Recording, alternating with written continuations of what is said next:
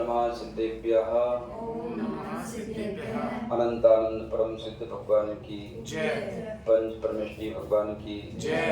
परम पूज्य गुरुदेवाचार्य भगवान विष्णुनंदी मुनिराज की जय। धर्मस्नेही मानव अपन सभी बड़े ही सौभाग्यशाली हैं जो यहाँ पर बड़े ही आत्मीय भाव से इस पंचम काल में भी धर्म धर्मात्मा के प्रति आपके अंदर रुचि है, उनके प्रति आपका स्नेह है, भक्ति है और आप उनके प्रति आस्था रखते हैं। अन्यथा इस पंचम काल में जितने व्यक्ति पैदा होते हैं वो मिथ्या के साथ में होते हैं।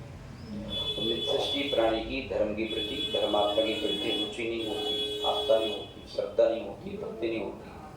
अपन लोगों ने जो है सात रवियों की संगति करके अपने अंदर वो आस्था पैदा की है, सम्यक पैदा की है, ज्ञान पैदा किया है, रुचि पैदा की है। तो यही रुचि हमारे जीवन में बहुत बेशकीमती है, कल्याण को करने वाली है। महानुभाव, हमारे जीवन की इस लंबी यात्रा में हमारे अंदर जो करुणा, प्रेम और दया यदि जीवन थे तो हम सुरक्षित हैं, हमारा परिवार सुरक्षित है, हमारा देश सुरक्षित है। यदि हमारे अंदर की करुणा और प्रेम मर जाता है तो फिर हमारा जीवन जो है असुरक्षित है। कहीं न कहीं हम भी निर्दयता के शिकार बन जाएंगे, कठोरता के शिकार बन जाएंगे, कहीं न कहीं हमें भी खामियां खाना पड़ेगी। क्योंकि घृणा से घृणा और प्रेम से प्रेम मिलता है। एक बहुत बड़ा जंगल था, उस जंगल का जो सुरक्षा करने वाला जो सिपाही होता है उसका नाम क्या बोलते हैं बन लोग, वनरक्षक जो होता है, सिपाही होता है, जो अफसर था वो उसके साथ साथ उस जंगल का चौकीदार, दो मेन रूप से व्यवस्थित थे। उस जंगल की सुरक्षा के लिए लाखों रुपए आते थे। उस जंगल में अनेक अनेक पशु थे, जानवर थे, खरगोश थे, हिरण थे, सियार थे, बारहसिंगा थे।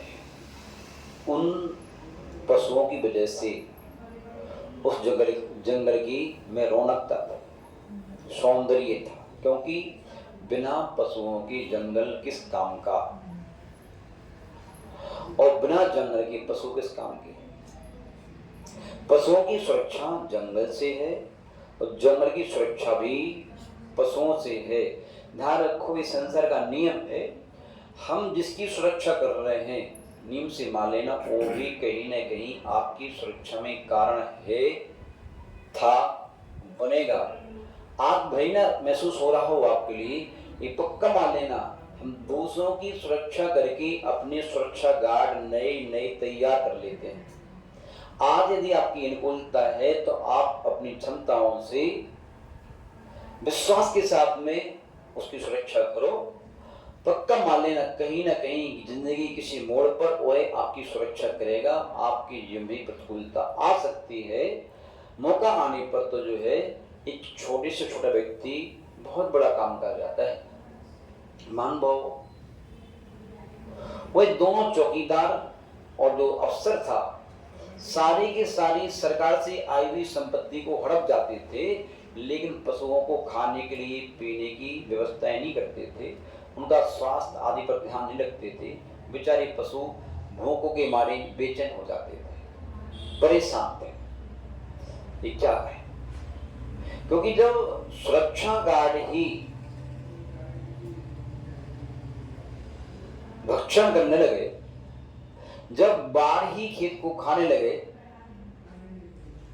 और पानी ही फसल को जलाने लगे, तो फिर और जो है राजा ही अन्याय करने लगे, तो फिर प्राणी की सुरक्षा कहां पर है?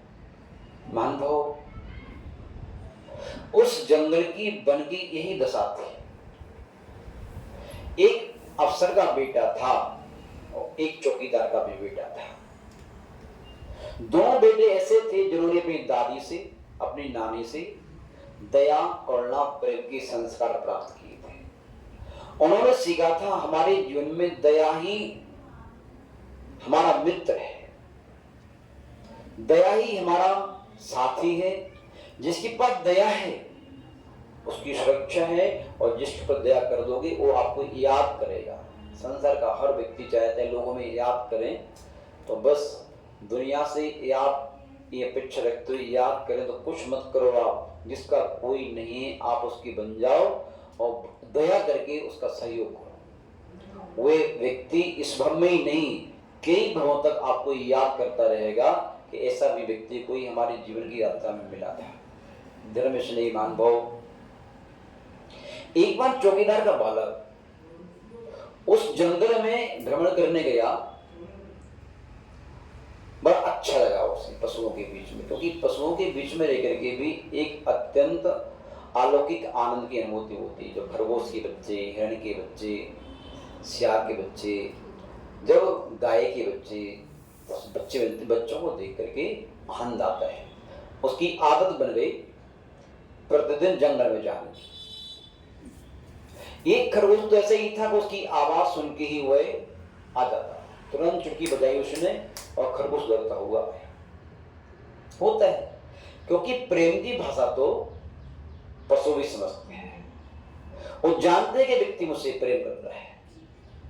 तो इंसान ध्यान रखो, अनेक अनेक देशों में अनेक अनेक भाषाएं होती हैं और एक दूसरी भाषा को नहीं समझ पाते, ये पक्का है। लेकिन प्रेम की भाषा सबके सब समझते हैं, किसी को समझाने की जरूरत नहीं होती। आपके चेहरे को देख के मालूम चल जाता है आप हमारे प्रति प्रेम से भरे हैं या द्वेष से भरे हैं या घृणा से भरे हैं या उदासीनता से भरे हैं या ईर्ष्या से भरे हैं या प्रतिस्पर्धा से भरे हैं। आपका चेहरा प्राणी के लिए बहुत कुछ बताता भी और सुनाता भी है, सुनने वाले सुन लेते हैं। धर्मस्नेही मान भाव, जैसे वो बालक गया उसे आवाज लगाई, खरगोश दौड़ के नहीं आया। उसने सोचा जरूर बीमार है। जिस घोंसले में जिन झाड़ियों में रहता था धीमे धीमे करके वहां पहुंचा, पहुंच कर देखा बीमार है, स्वस्थ है, उठने की क्षमता भी नहीं।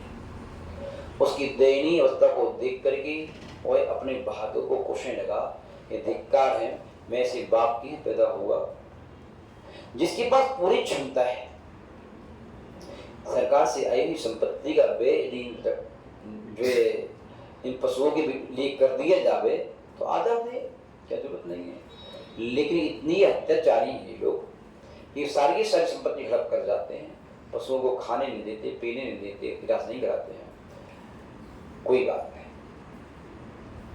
उस खरगोश को लेके गया और जो अफसर का बेटा था, उसका मित्र था, पहुंचा। वैसे उससे बात करने गया था अफसर के पास। उस दिन तबाक से वह अफसर घर पे नहीं था, उसकी अफसर की माँ थी, बेटी की दादी, और बेटा था। बेटे से कहा, मित्र देखो ये भी जीवात्मा है जिसके लिए सरकार से इतना आ रहा है, लेकिन अपन लोग नहीं कर पाते। हम आपसे पापा से शिकायत करने आए, तो उसकी दयनीय अवस्था को देख करके उसका हृदय कांप उठा। उसने अपनी दादी से 300 रुपये लिए, लेकर के तुरंत उसको लेकर अस्पताल गया, इसका इलाज कराया, उसके इथाई व्यवस्था करी और प्रतिदिन दोनों मित्र मिलकर के जंगल में जाने लगे। लेकिन बेचारे क्या करें, पैसा तो है नहीं, पापा के प्रति प्रसोद की भावना से भर नहीं सकते, क्योंकि पिता जन्म देने वाले पिता है, अच्छे में या बुरे हैं तो हमारे। उन्होंने क्या किया, अनेक अनेक रत्नात्मक प्रतियोगिताएं कराई, कार्यक्रम कराए दोनों ने मिलकर के, और उससे जो पैसा कमाते थे उसके माध्यम से उन्होंने उसमें पैसा लगाना प्रारंभ किया और उन्होंने गांव के युवाओं को इस काम के लिए प्रेरित किया। ये सबसे बड़ा कर्म दया है, करना चाहिए। एक बार सभी युवाओं के बीच में मीटिंग कर रहे थे, इस प्रकार की चर्चाएं गांव में होने लगी कि ये बालक तन्मयता के ताप में पशुओं की क्या सेवा करते हैं। प्रतिदिन रात्रि में 8 बजे 9 बजे 10 बजे लौट के आना, मीटिंग करना, प्रतियोगिताएं कराना, संग्रह करना, जो है सुबह सुबह जंगल जाना, सारे काम चलते थे। एक बार रात्रि में 12 लेट हो गए, 5-10 बालक एक झाड़ के नीचे मीटिंग कर रहे थे और उसमें निवेदन पत्र लिख रहे थे कि हम इस तरह से जो है ये निरपराधी पशुओं के साथ में जिनके लिए भोजन की जरूरत है, इस प्रकार जरूरत है, इसकी व्यवस्थाएं प्राप्त करानी है। तो आप सभी के चरणों में हम निवेदन करते हैं, आपसे हम रक्षा की भीख मांगते हैं। इस प्रकार का पत्र, निवेदन पत्र लिख रहे थे। इतने में उसको जो अफसर था पीछे से खोज करता हुआ अफसर आ गया। उसने पत्र लिखते हुए देख लिया, बच्चों को बैठे थे, क्या कर रहे हो? देखा लोग कुछ नहीं कर रहे हैं, बोले नहीं बताओ क्या लिखा है। जैसे उन्होंने पत्र लिया और पत्र पढ़ा, उनकी आत्मिक पत्र को पढ़ करके उस अफसर की आंख में आंसू आ गए। ये धिक्कार है मुझे, ये एक बालक इंसान ये भी है और एक मैं भी हूँ, तो सरकार से आई हुई संपत्ति भी इन पशुओं की रक्षा में नहीं लगा पा रहा हूँ और ये लोग भीख मांगने जा रहे हैं। इनकी रक्षा करना है। धर्मश्री महानुभाव, उनकी करुणा, दया और प्रेम और प्राणी मात्र के प्रति जो है दया की भावना देख करके उस अफसर की आंख में आंसू आ गए और उसने उसी दिन से कसम खा ली, मैं सरकार से आई हुई संपत्ति का एक नया पैसा भी बचाऊंगा नहीं, पूरा का पूरा पशुओं के लिए लगाऊंगा। और उस दिन से जंगल के सारे पशु खुशियार रहने लगे, किलकारियां बनने लगी, वे पूरा जंगल में उठा उनकी उछल कूद से।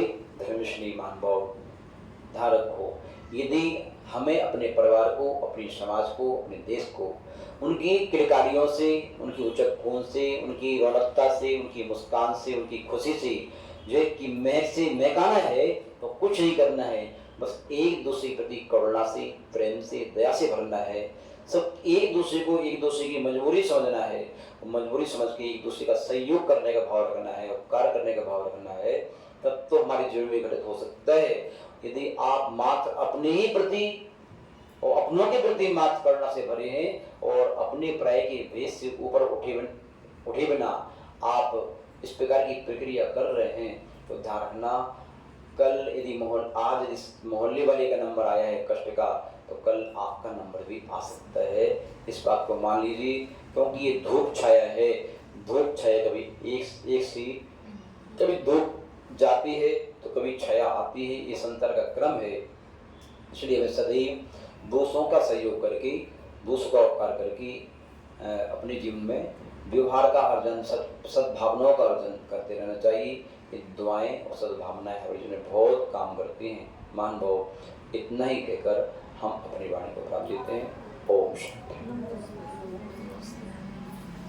मुनि श्री जनानंद जी महाराज की जय।